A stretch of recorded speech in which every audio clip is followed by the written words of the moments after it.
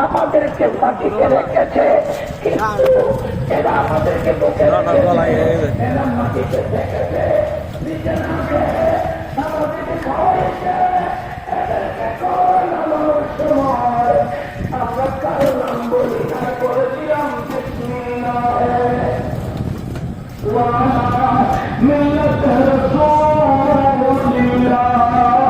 আমার নবীর মিল্লাতে যখন তাদেরকে সবাই দিই, তাই না পৃথিবীর সবাই চলে গেলেও সেই নবীর মিল্লাতে এসেছেন, সেই নবীর মাঝে বসেছেন ঈমান রাখেন।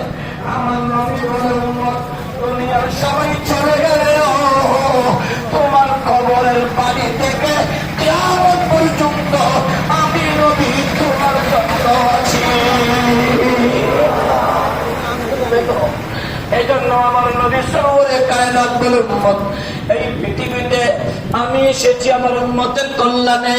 আল্লাহ আমার নবীকে পাঠালেন উম্মতের কল্যাণে। আমার নবী এসে মসজিদ বানালেন, কারণ আমার নবী জানে আপনাদের হায়াত কম হবে, আমাদের হায়াত কম হবে। 60 বছরে মারা যাব, 50 বছরে মারা যাব। আদম থেকে আর আমার নবীকে আল্লাহ রূহানি সন্তান দিয়ে দিয়েছেন। চারটা ছেলে আবিরা হুব্বিবা ইলাইয়া দুনিয়াকুম সালাস।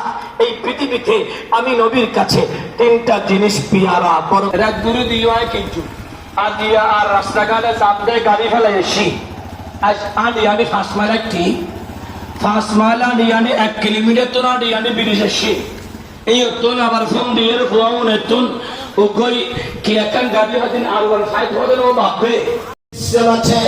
এগুলো আমার নবী পছন্দ করে না।